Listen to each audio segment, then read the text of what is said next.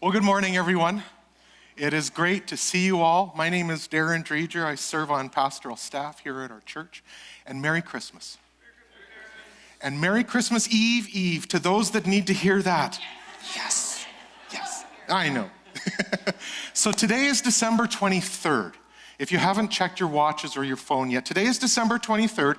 And so counting today, there are only 2 days left in order to get that perfect gift for Christmas morning.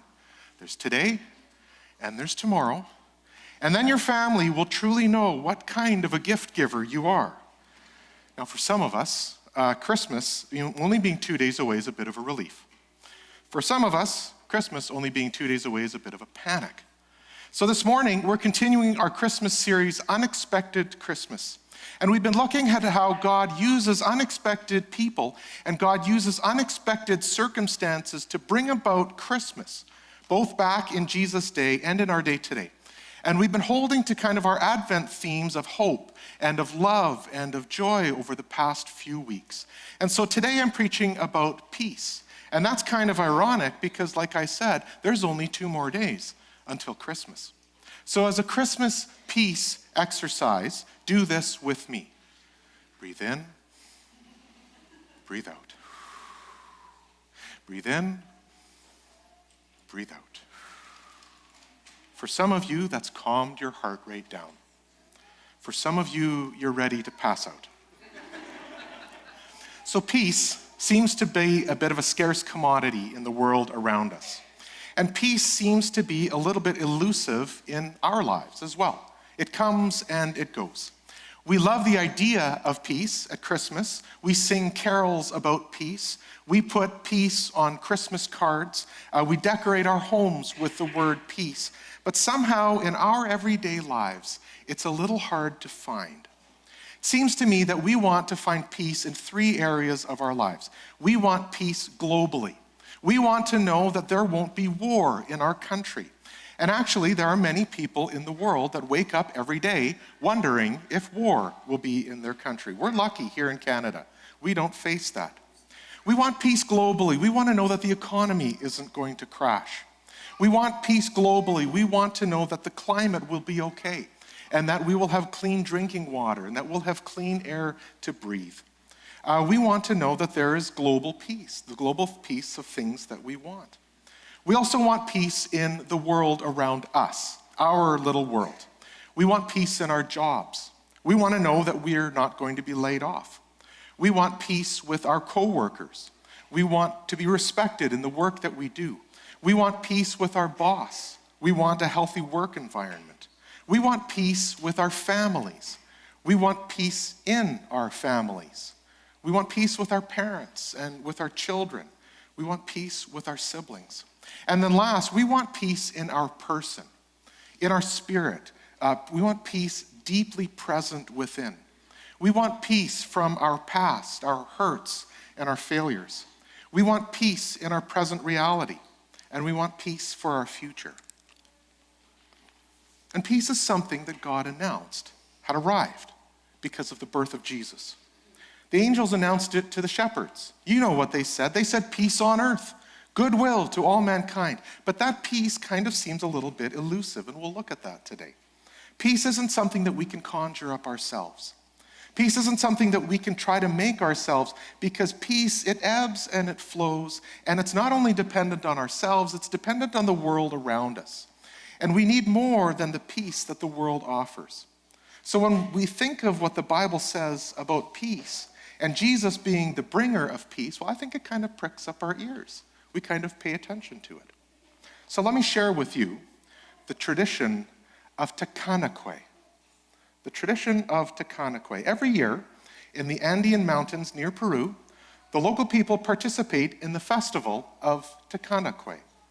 Tecanoque means when the blood is boiling in the local language. It is an annual practice that has been held on December 25th. For hundreds of years, where family members and community members meet to fight each other, to settle disagreements and arguments, thereby cleansing the upcoming new year and giving it a fresh start. The purpose of the fighting is to settle conflicts that have come up throughout the year between family members or members of the community. Now, biting and hitting those on the ground and pulling hair is not allowed, but fists and kicking and using your head and other parts of your body are allowed. Now, the winner is determined by a knockout punch or by intervention of the officials. And the officials, now get this, they also carry whips to keep the crowd maintained and under control. So at the start of each match and at the end of each match, the opponents shake hands or they give each other a hug. And if the loser of the fight disagrees with the outcome, they can appeal for another fight to Kanakwe, a Christmas time tradition of fist fighting with your family members. Now, I know that some of you are a little horrified that this would still actually exist in our modern day world. How barbaric that people would still settle their family differences with bare-fisted fighting. But I also know that some of you are thinking to yourself, that's not all that bad of an idea. We long for peace at Christmas, peace on earth, goodwill to all. But so often our Christmas doesn't bring about the peace that we're searching for. Well, let me give you just a brief definition of peace, just a simple definition. Wow, scared me too. A simple definition of peace. Is it me? Yeah, it's me. It's always me. Sorry. A simple definition of peace: freedom from disturbance, quiet, tranquility, wellness, personal. Should I just stand really quietly still? Good? All right. We feel at peace when we are free from the things that upset our sense of well-being. We feel at peace when we feel secure. We feel at peace when we don't feel threatened, and that's normal. That's how we're wired. And so what do we do when our personal well-being is threatened? How do we respond when our personal security is threatened? Well, the world around us has a form. Do you want me to grab a different mic, that handheld?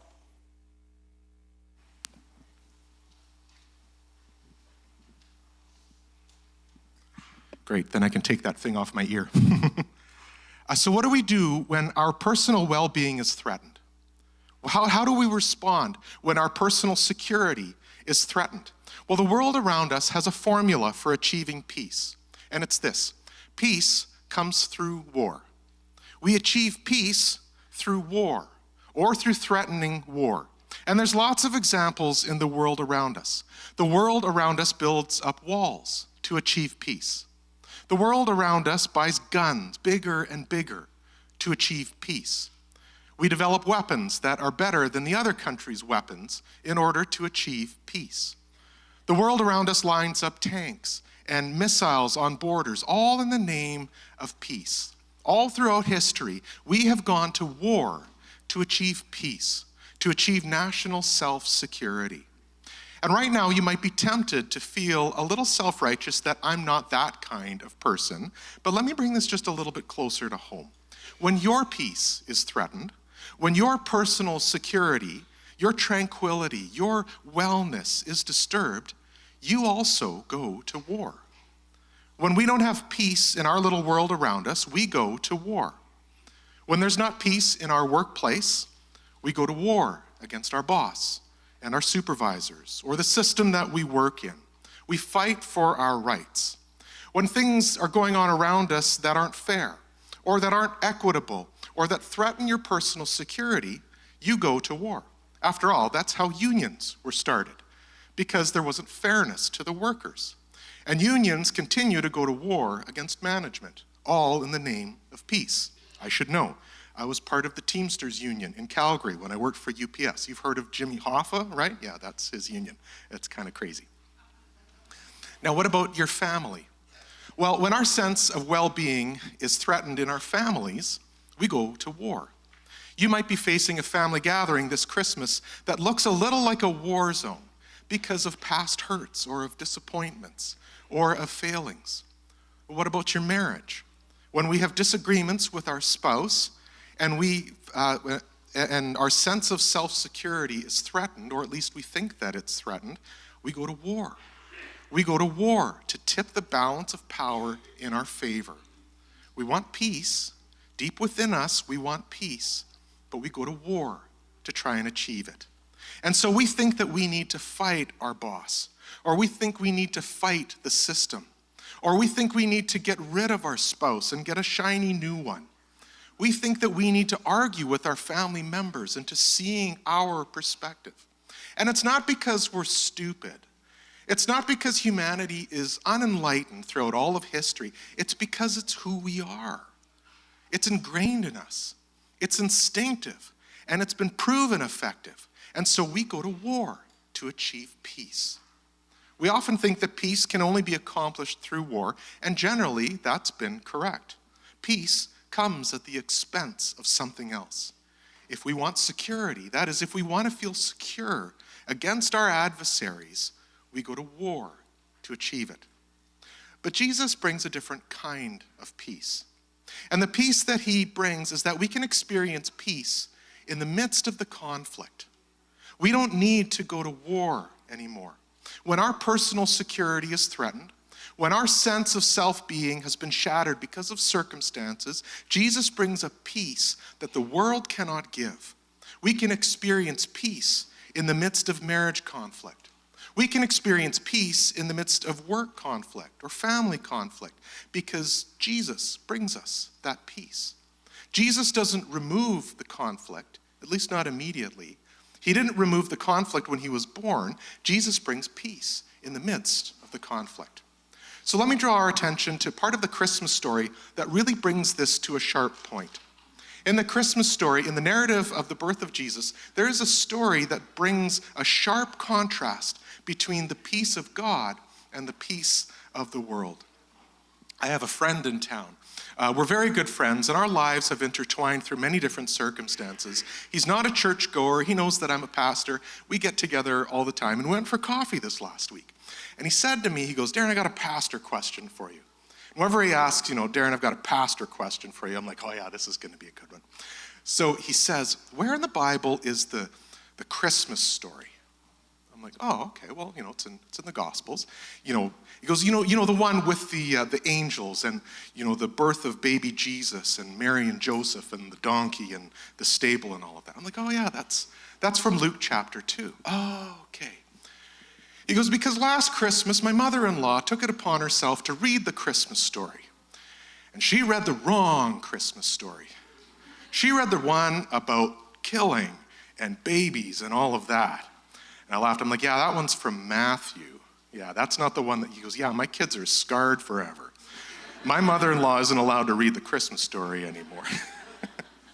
So we're going to look at it this morning. Matthew chapter 2. If you have your Bibles, you can turn there. I'll have it up on the screen as well. But this is part of the Christmas story that we don't often read, and probably for good reason. So starting at verse 13, after the wise men were gone, so that's the story of the Magi coming to visit Jesus. After the wise men were gone, an angel of the Lord appeared to Joseph in a dream. "Get up, flee to Egypt with the child and his mother," the angel said. "Stay there until I tell you to return, because Herod is going to search for the child to kill him." That night, Joseph left for Egypt with the child and Mary, his mother, and they stayed there until Herod's death. This fulfilled what the Lord had spoken through the prophet, "I called my son out of Egypt." Herod was furious when he realized that the wise men had outwitted him. He sent soldiers to kill all the boys in and around Bethlehem who were 2 years old and under, based on the wise men's report of the star's first appearance. Herod's brutal action fulfilled what God had spoken through the prophet Jeremiah. A cry was heard in Ramah, weeping and great mourning. Rachel weeps for her children, refusing to be comforted, for they are dead. Whew. May God bless the reading of his word. Thanks be to God. This is the Bible. This is in the Bible. This is part of the Christmas story. But we don't sing Christmas carols about it.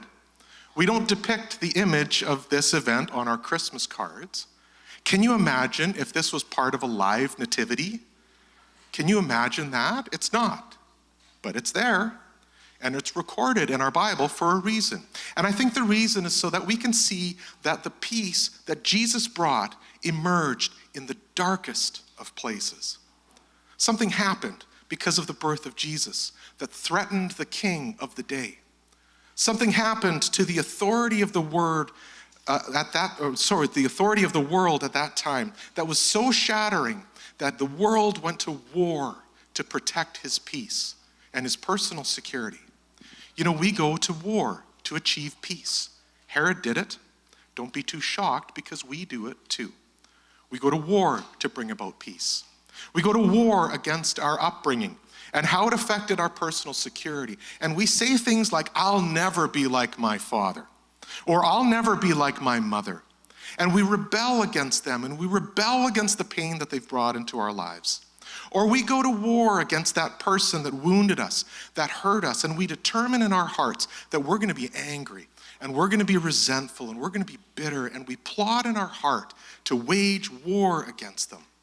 Or we wage war in our extended families. Or we wage war in our marriages. We go to war to protect our personal security, our personal well-being. But the problem with all of this is that you cannot combat darkness with darkness and expect light to emerge. Hear me out on this. You cannot fight darkness with darkness and expect light to win. The only thing that brings about light is light. When you fight darkness with darkness, you only get more darkness, because the only thing more powerful enough to combat the darkness in your heart, the only thing more powerful enough to combat the darkness in the world around you is the light of Jesus. And that's the peace that Jesus brings at Christmas. And that is the peace that Jesus brings today. Well, let me go back into the Old Testament for a bit, because you see that God dropped clues of the peace that he was bringing, the shalom that Israel was longing for, all throughout the Old Testament. It said it again and again, that someone is coming who's going to open the door to peace, that shalom was coming, and it was wrapped up in a person. The prophet Isaiah put it this way. He wrote, "For to us a child is born, to us a son is given, and he will be called Wonderful Counselor, Mighty God, Everlasting Father, the Prince of Peace."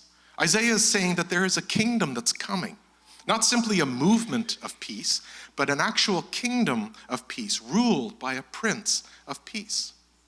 The prophet Micah also spoke about the coming peace. He records in his prophecy, in the book that bears his name, he talks about unspeakable violence and injustice. But not only did the injustice outrage Micah, but God spoke through Micah that someone is coming who is going to bring peace. Not war against the injustice, but peace. Micah describes him as someone who judges between many people and settles disputes for strong nations far and wide.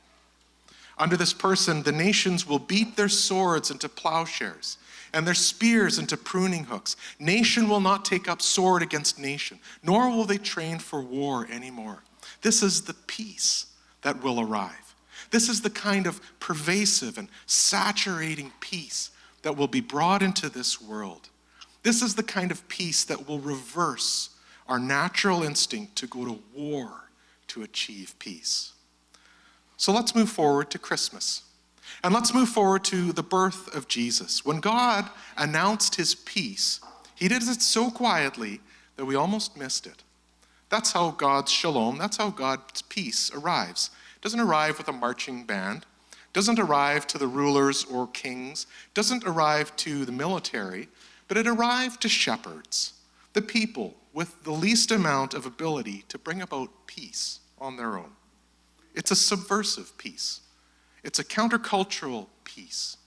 And it's totally fitting that God announces this peace to the lowliest of people, and then he commissions them to go and to spread the word. So our sermon series is called Unexpected Christmas, and we're looking at how God works in the margins, how God works in the dark places, how God works in insignificant people. And Christmas is subversive, and God intended it to be. And God's peace is intended to be unexpected, because it's not the same peace that we see from the world. The peace of God, the peace of Christmas that Jesus brought, is transformational. God breaks the structure for how we try to achieve peace. So there's two ways that the peace of Jesus brings, that the peace that Jesus brings is unexpected peace. And we'll close our time with this. This is important because this is how the peace of God becomes real to you. The peace of God is not just this nebulous cosmic peace that's nice to talk about and nice to sing Christmas carols about and nice to decorate our homes with. The peace of God, the peace that Jesus brought at Christmas, is transformational. It is earth-shattering, and it will shape your heart. The first is that it's unexpected because the world says that you can only achieve peace by going to war against whatever is threatening your peace.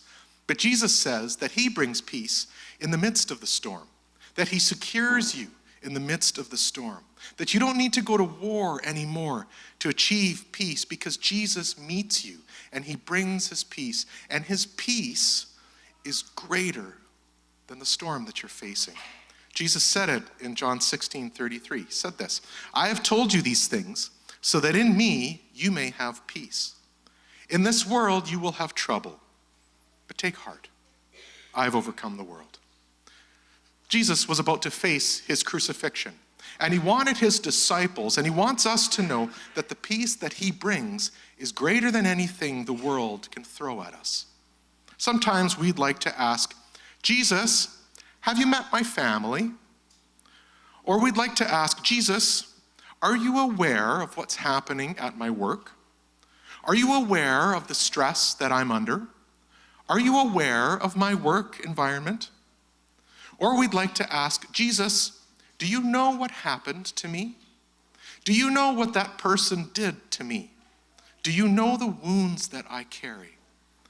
There's no denying that the storms in life are real. There's no denying that these threaten your personal security. The stress that you face at your job is real. The stress that you face at school is real. The stress in your family relationships, with your spouse, with your parents, with your kids, it's real. And the pain you have in your heart from past hurts and failures is real. Jesus said that in this world we will have trouble. Yeah, no kidding. But the peace that Jesus brings is not compromise.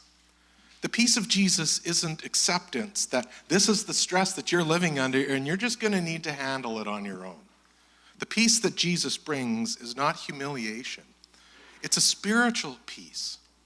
It's a peace that this world cannot give because this world doesn't have any peace to give. The world fights for peace. It manipulates for peace. It maneuvers for peace, but there is no ultimate peace in the world. The peace that Jesus brings is because Jesus has conquered the world. There is no trouble that the world can bring to you that has not been overcome by Jesus. And so Jesus brings healing. And Jesus brings forgiveness. And Jesus brings reconciliation. And Jesus brings a knowledge of our true identity as children of God. All of this in the midst of the storm. That's the peace of Christmas. That's the peace of God. And the second way that the peace of Jesus brings and how it's an unexpected peace is because it's a peace that Jesus gives us as a gift.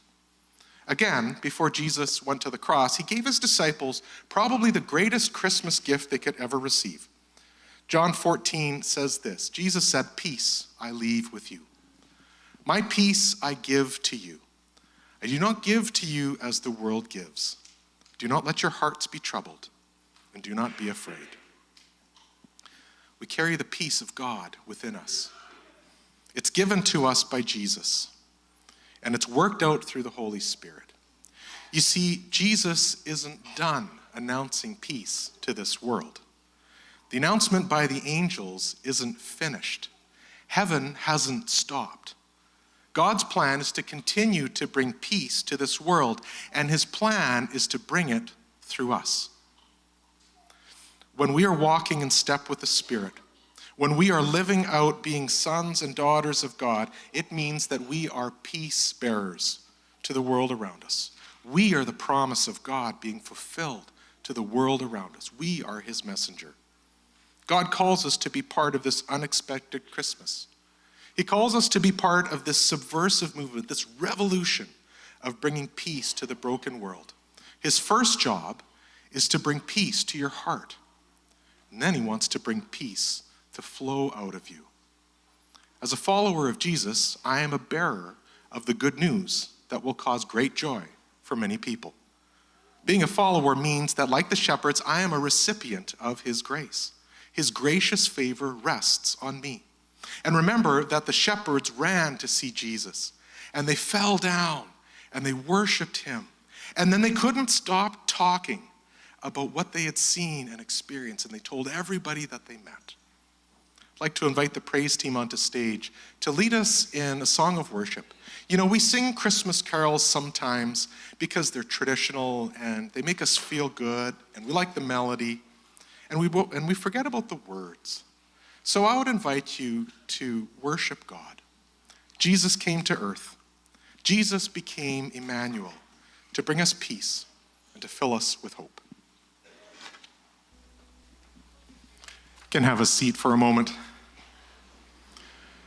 You know, it's an unexpected Christmas. God worked in an unexpected way back then, and God works in an unexpected way today. God continues to work in insignificant, humble people, but always through people who are open to God. If you're searching for Jesus and you're curious about Christianity, let me invite you to just lean in a little closer. Open your heart a little bit more to him. He is the bringer of peace, not only to this world, but especially into your life. It's an unexpected kind of peace. It's a peace that you'll find in the middle of the storm. If you're here this morning, and no matter where you are in your journey with God, you need to receive the peace of God, don't hesitate to come to God and ask. The Bible says that the peace of God is good news of great joy, and it's for all people, and that means you. Receive it today. Allow it to saturate your spirit, right down to the deepest parts. Jesus is with you, and no matter what you're facing, he has conquered it. He is in charge. If you'd like to pray with someone, even if just to be reminded and encouraged that Jesus brings peace to you right now, we'd love for you to come to the front after the service. And we have a prayer team who would love to pray with you. And finally, if you are a believer in Jesus and you want your life to make a difference in this world, let me ask you, let me challenge you. How are you doing at being a peace bearer? To your friends, at work, in your family, at school. The world around us is desperate for peace. Jesus brought peace to this world in the most unexpected way, and his peace is found in the midst of the storm. He has planted that peace in your heart. So how easily does it flow out of you? Let me close our time with a blessing. Back to the book of Micah. The promise of Jesus was spoken, and it says that Jesus will stand and will shepherd his flock in the strength of the Lord, and they will live securely, for then his greatness will reach to the ends of the earth. How big and broad and all-encompassing and world-transforming is God's peace. It has no end. It will never stop. And then Micah says, and he, Jesus, will be their peace. God's peace is wrapped up in a person. The reality that we are aching for and longing for that always seems out of reach is wrapped up in a person, and that's Jesus. So go and go in God's peace. God bless you.